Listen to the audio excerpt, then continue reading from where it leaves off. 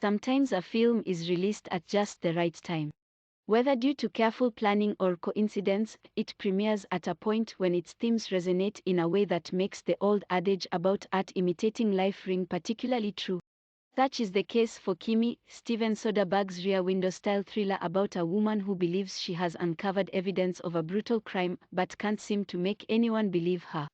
The film casts Zoë Kravitz as Angela Childs, an agoraphobic employee of a tech firm specializing in AI-driven smart assistants akin to Amazon's Alexa and Apple's Siri systems, who spends her days listening to snippets of anonymous audio the Kimi assistant's algorithms were unable to make sense of.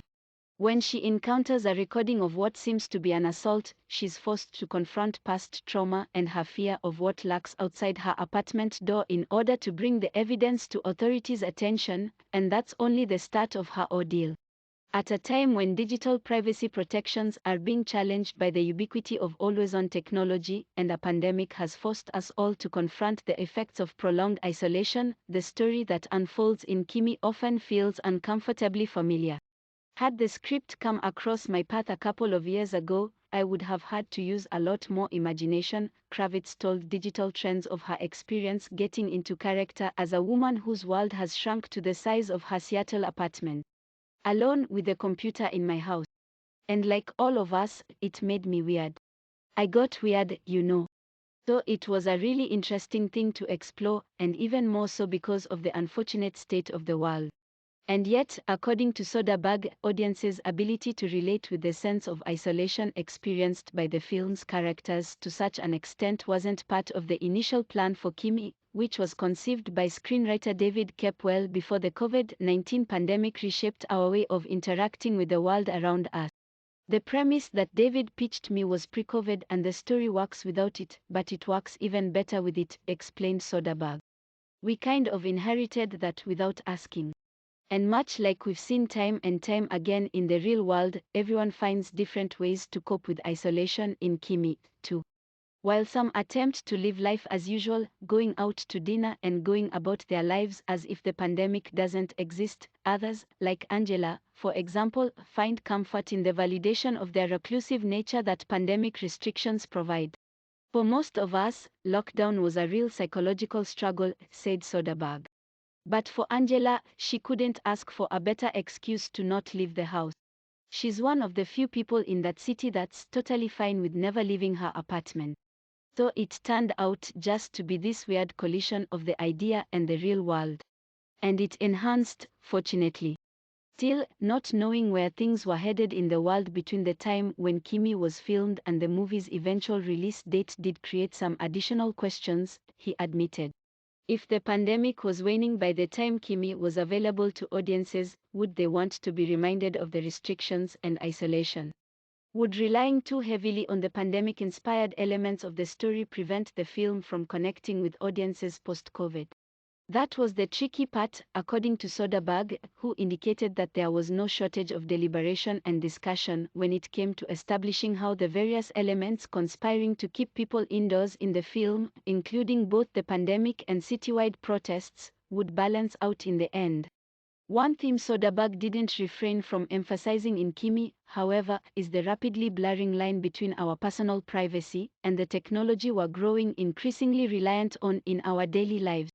Throughout the film, Angela relies on her Kimi assistant to turn on the lights, make calls, and do many of the things many of us use our Siri or Alexa devices to handle. That the same technology is used in an emergency to record a crime, then put to more sinister use in potentially hiding evidence of that crime, offers a reminder of both the benefits and dangers posed by the technology. Given all of the ongoing conversations at various levels of government and in the media about the way Amazon, Apple, Google, and other creators of AI-driven, always-on assistants handle the audio content they record both actively and passively, these particular plot points in Kimi resonate now in ways that might have seemed far-fetched just a few years ago.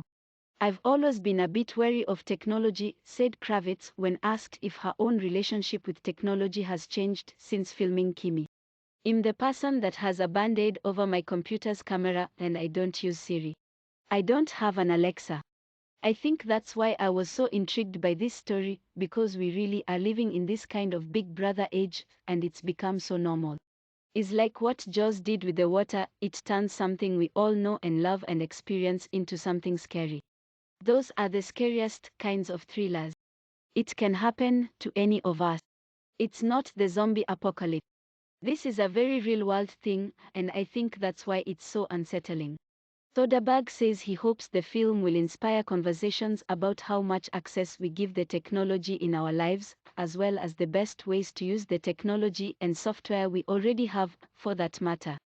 I do wonder how far it'll go, he explained. What's the next step?